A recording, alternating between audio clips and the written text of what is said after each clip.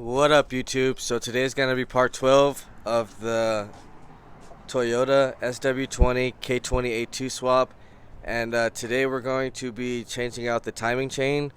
This car keeps giving me a variable valve, a VVT basically sensor, and I've changed out that one. And they said to change out the cam. I've changed out the cam sensors. None of that's working, so we're gonna change out hopefully the chain and tensioner, and hopefully that gets everything back in order and it stops throwing that check engine light, so we can get this car back on the road. So some people want to know if it's possible to do the timing chain inside of the car, and it is. So first thing we got to do is take off the valve cover, and then we got to get to the crank pulley. So right now I'm gonna go ahead and disconnect the battery. We're gonna take this wheel off because that's the easiest way to get access to the crank, and we'll jack it up because we're gonna need to break the crank pulley, which is kind of difficult when you're in under a car. It's a lot easier with the engine out, but it's possible. I've done it before, so we'll get that tool to show you guys. We'll get the crank pulley off, and then I guess we'll come start messing with the valve cover. And then all the side cover bolts are all 10 millimeters, and then we also have to take off the motor mount and the sensor itself right there, so that's a 10 millimeter. Other than that, we have to also take off that bottom hose, and yeah, that should give us access to the chain and everything, and then I'll show you guys how to do the timing. So I'm gonna go ahead and get this car jacked up and take the wheel off, and then we'll come back.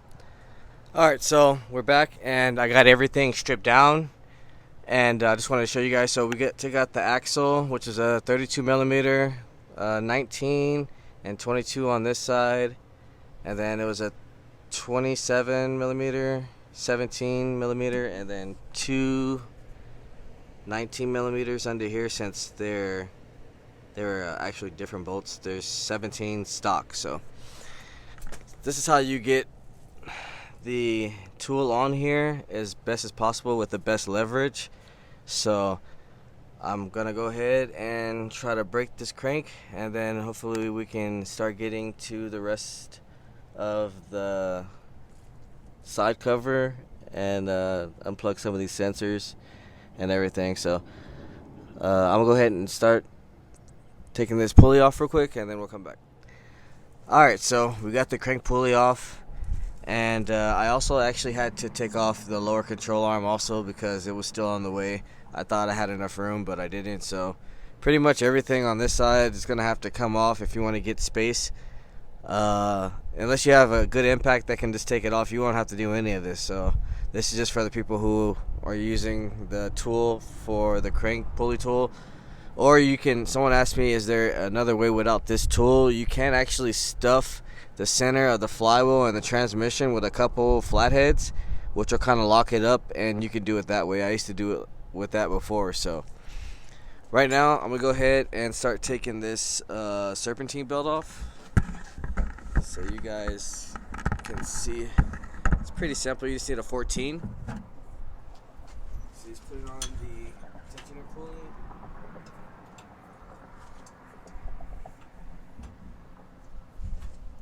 Go forward. Slides right off.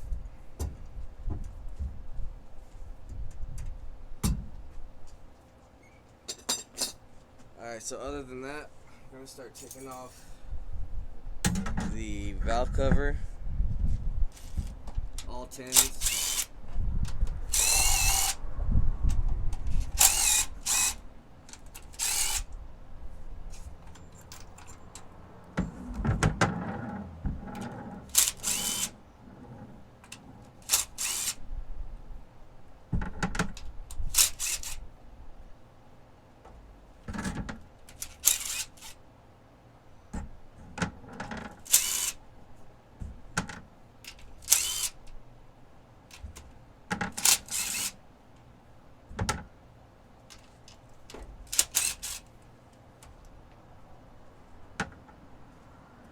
Now we got to take off all our coil packs.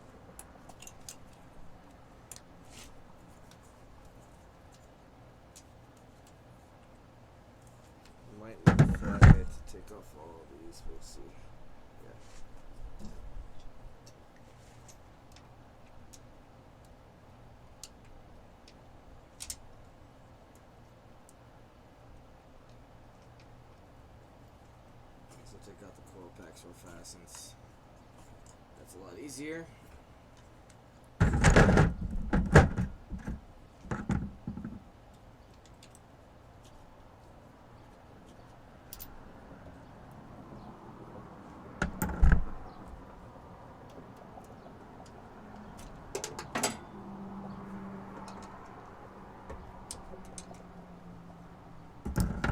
So after we pretty much get this thing off, we'll have access to the actual cams, and that'll be able to let us to turn the crank pulley so we can get it to top dead center.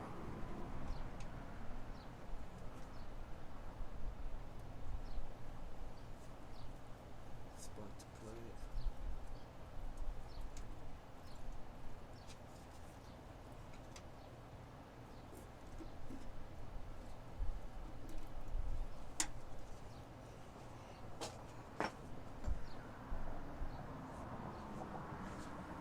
So I just gotta pop this off the valve cover.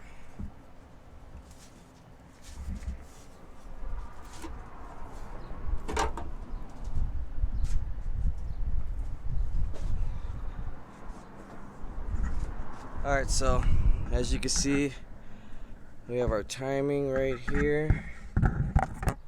Alright, so I hit the button to come off, but okay, so this is our timing. We're basically almost at top dead center, so I'm gonna spin it, and then we should be ready to take the side cover off and have everything ready to put the new chain on and everything. So right now I'm gonna go ahead and start taking off the side cover bolts and put this thing back to timing so we can just slap it right back together. Alright, so we got our side cover off now and we're pretty much at TDC, so I'm gonna start taking off the chain guide on this side, which is 310s, and then release the tensioner, which is 210s, and then we got 212s up here to basically release the chain itself. So we're gonna go ahead, knock those out, and then we'll come back. Alright, so I got my old timing chain off now with tensioner, and I went ahead and locked my cams in. So for some people who haven't done K-Series timing, Honda has these little pinholes for TDC, which is top dead center, and you can stick, they have a tool for it, but I stick some Allen wrenches and it basically keeps it locked in, so when you do timing it makes it a lot simpler, more simplified. So let me go ahead and show you what we got. So this is our new chain and tensioner. And as you can see, how it has 2 links. So on my last video there was 2 blue links. This one just has 1, so it's just gonna go directly on the blue link, and the same as the bottom, it's gonna go on just the actual dot. So I'm gonna go ahead and start getting this ready.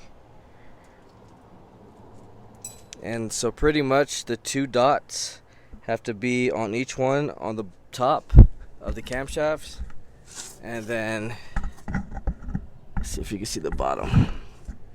Alright, so this bottom arrow has an arrow right here. That's basically how you line up the TDC marks from the bottom. So there's an arrow right here that goes right here to right here, and then you see this dot right here with this line. That's gonna be the blue link that we're looking for down here. So I'm gonna go ahead and get these marks lined up, and then that way I can show you guys exactly where they should be at exactly on the timing marks, and then we can release the tensioner. Alright, so we're back now. So I just want to show you the 2 lineup marks. So as you can see right there, the dot on the blue is right there. Dot blue on that one.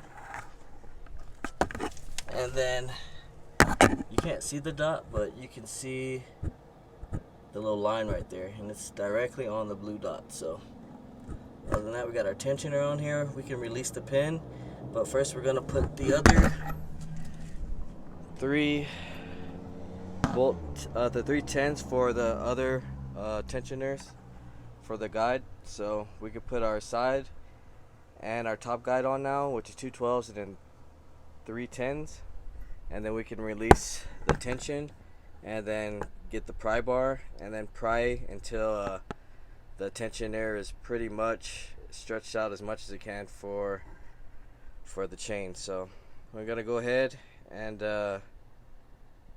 get all of the guides back on, and then we'll come back and show you how to release tension and basically finish up the timing. Alright, so we're back now, and I got pretty much everything lined up, our marks, and everything is pretty much cleaned up as far as for the cover to be put on. So I'm gonna go ahead and start and putting on some Honda Bond all the way on the side and then on the bottom for the oil pan side, so we could pretty much start wrapping this thing up. I went ahead and tightened the tensioner with the pry bar, and yeah, like I said, cleaned up everything. So you want to make sure you have a clean surface when you're installing it, because you will get oil leaks. So yeah, right now I'm gonna go ahead and start installing this side cover. All our marks are good on the timing, and then we can start installing the valve cover and then get this thing started afterwards. So I'm gonna go ahead and start putting this cover on, and then we'll come back. Alright, so we're back now, and I got the valve cover and side cover on, and all the sensors are plugged in.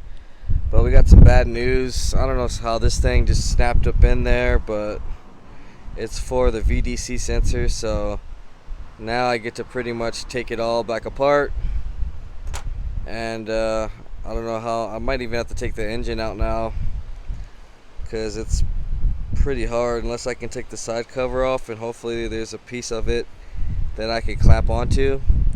But either way, everything I pretty much just did is gonna have to come back apart. So what I'm gonna do is tomorrow I'm gonna let all the silicone dry up and just start the car and see if what I did even worked. Hopefully it did, and if it did, then all I have to do is take it all back apart, take that bolt out, and replace it, and then we should be good after that. But that's pretty much gonna take me back another day and a half. So yeah, that's probably gonna be the end of this video. Pretty much showed you how to do timing anyway. So if you haven't liked, share, subscribe, comment, let me know what you guys think. I'll let you know what happens on the next video, and we'll probably be taking this part again and fixing this little bolt for the VDC sensor, because without this, the sensor will actually just move around. So that's not gonna work. Other than that, if you haven't liked, share, subscribe, comment, let me know what you guys think, and I'll see you guys on the next video.